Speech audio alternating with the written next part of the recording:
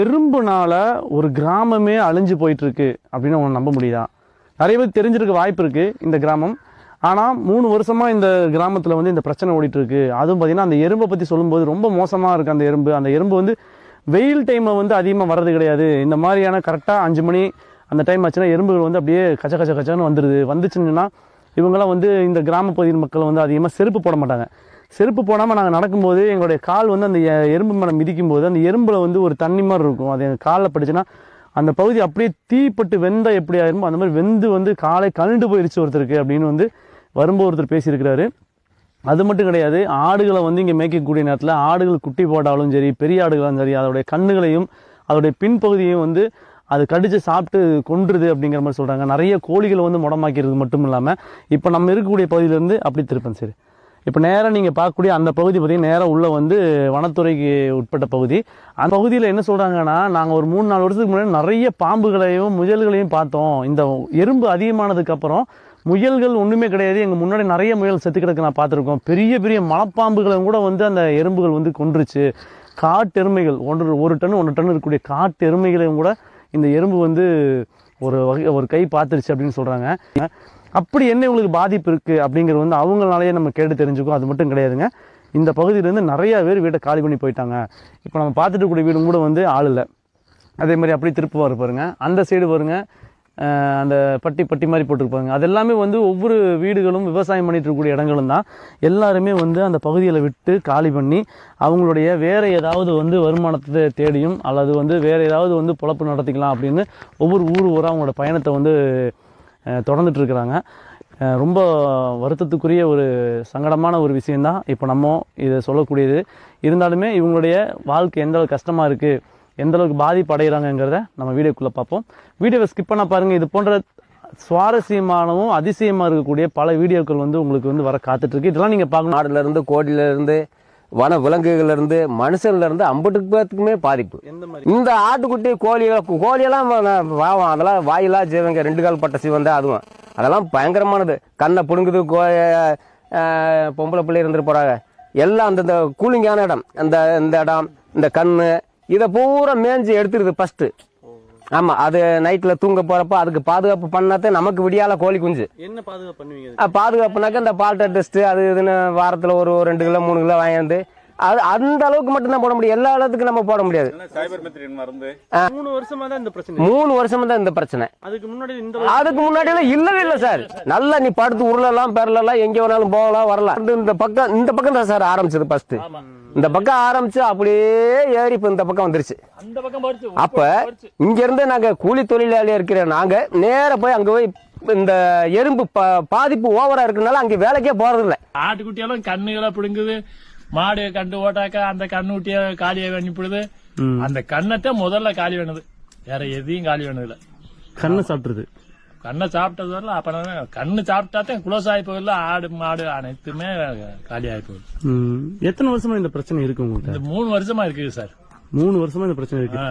ஆனா இந்த 3 வருஷமா வந்து ஆடு மாடுகளுக்கு மட்டும் இல்லாம வேற எதுக்கெல்லாம் வந்து பாம்பு, மலையில உள்ள சீவாத்தி நடந்தது இல்ல, சீவாத்தி காலிதான் சார். ஆமா, பாம்பெல்லாம் செத்து கிடக்கு பாத்தீங்களா? ஐயோ, பாம்பெல்லாம் நீய பத்த இப்ப எங்க வேணாலும் நீ மலைக்குள்ள படுத்துக்க. பாம்புங்கிறது கண்ணுல பார்க்க முடியாது, அட்டை கூட பார்க்க முடியாது. ஓ, அதாவது மலையில இருக்க எல்லா பூச்சி வகையில இருந்து எல்லாத்தையுமே இந்த காலி வேண்டியது, அனைத்து இதுமே காலி வேண்டியது. மாடு ஆடு அந்த கண்டு ஓடிச்சுனாக்க அங்கெல்லாம் ஒரு கிளவி இருக்குது. அந்த கிளவி ஆட்டுக்குட்டியை கூட ஒரு ஆட்டுக்குட்டியா பாருங்க, 2 கண்ணையுமே காலி வேண்டி பிடிச்சு அந்த அப்படியே அப்படியே அது பாட்டுல செய்யுது. இப்ப இருக்குங்களா அது உயிரோட? அந்த ஆடு இருக்குங்களா? அந்த கிளவி அங்கே அந்த பாட்டி இருக்காங்க இல்ல? அந்த ஆடு செத்து போச்சுன்னா இருக்குங்களா? நிக்கின்னு சொல்லிச்சு, வித்துட்டாங்களா என்னங்கிறது தெரியல. எறும்பு தொந்தரவுனால வீட்டை காலி பண்ணிட்டு ஓடுற மாதிரி தானே சார் இருக்கு. ஆண்டியம்மா. இந்த ஊர் பேருமா? வேலாயுதம்பட்டி. இந்த இடத்துல வந்து இந்த எறும்பு பிரச்சனை வந்து எந்த அளவுக்கு உங்களுக்கு பாதிப்பு இருக்குன்னு சொல்ல முடியுங்களா? வெள்ளாமை போட்டா எல்லாத்துலயும் தான் பாதிக்குது. கத்திரிக்காயெல்லாம் போட்டோம்னா அந்த காயை ஒரு மாதிரி ஆக்கி விடுது, அது குழம்பு வைக்க முடியாது இல்லை. கால் நானெல்லாம் 2 இடத்துல நடக்க மாட்டோம் கிடந்தி. எப்படி என்னாச்சுமா? அது இந்த இப்படி இது போடணுமா, போடணும். நீங்க வெறுங்கால போவீங்க, எறும்பு பட்டா ஆசிட் பட்ட மாதிரி அப்படியே அந்த தண்ணி சோப்பந்தா இப்படியே கலண்டு வச்சு நடக்க மாட்டோம் கிடந்தி. அதுல இருந்து போறது இல்லை மலைக்குல. செருப்பு போட்டோம்னா அந்த செருப்புக்கு உள்ளர மாட்டிக்கிறது அந்த எறும்பு, அது நசுங்குது இல்லை, அந்த தண்ணி போட்டால் அப்படியே கலண்டுக்குது. கால் வந்து அந்த தோல் அப்படியே ஆமா, அந்த தண்ணி படக்கூடாது, தண்ணி பட்டாச்சு அப்படி செய்யுது. ஆடு தங்கிருந்துச்சுன்னு வச்சுக்க கண்ணை பிடிங்கி போடுது, காலை மேய்ச்சி விடுது. இந்த கோழி குஞ்சு வரைச்சி இறக்கி விடுறோம்ல, 2 நாள் 3 நாளைக்கு அங்கிட்டு அதுக்குள்ள இருந்துச்சுன்னா அதை வந்து கொண்டு விடுது. அந்த குளிக்கல இருக்குது நிறைய எறும்பு. அந்த குளிக்கல அன்னைக்கு 4 குஞ்சு கீழே விழுந்துருச்சு, 4 குஞ்சையும் சருசா பார்த்துருச்சு. சரிங்க.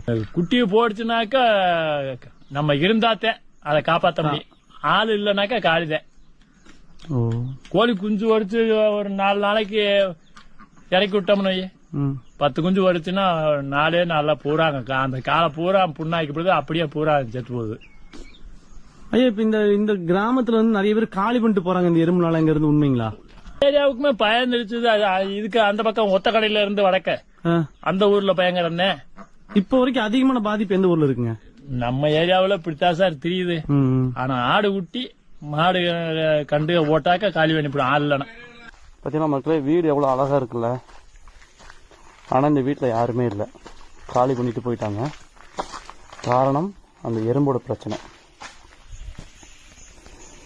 வேலையும் கூட வந்து முடிச்சுட்டு உள்ளேயே வரல அப்படிங்கிறாங்க. ஏன்னா இந்த மலைப்பகுதியை சுற்றி தான் வந்து அந்த எறும்புகளுடைய தொல்லை அதிகமாக இருக்குது.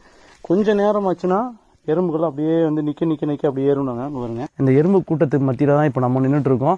நம்ம வந்து பேசிட்டு இருக்க வந்து நிறைய எறும்புலாம் வந்து காலுக்குள்ளே ஊறுறதை வந்து நீங்கள் வந்து பார்ப்பீங்க. எந்த உயிரினமும் ஊறக்கூடிய உயிரினத்தை வந்து இங்கே பார்க்க முடியாது. அந்த எறும்பு வந்து எல்லாத்தையுமே முடிச்சிருது அப்படின்னு சொல்கிறாங்க. அதாவது ஊறக்கூடியது, நடக்கக்கூடியது, சின்னதாக இருக்கக்கூடிய எல்லாத்தையும் முடிச்சிருது. பூச்சியெல்லாம் நீங்கள் பார்க்க முடியாது தரையில். அதாவது செடிகள் இருக்கக்கூடிய பூச்சிகளும் கூட பிரச்சனை இல்லை, தரையில் இருக்கக்கூடிய பூச்சிகள் இங்கே பார்க்க முடியாது அப்படிங்கிறாங்க. உண்மைதான். இவ்வளோ தூரம் ஆகிட்டு ஒரு பாம்போ எலியோ அந்த மாதிரி அவங்க கூட போட முடியாது. இப்போ எலியை வந்து இந்த எறும்புகள் கொண்டுருதுன்னு, எலியை மட்டுமா கொள்ளுதுங்க.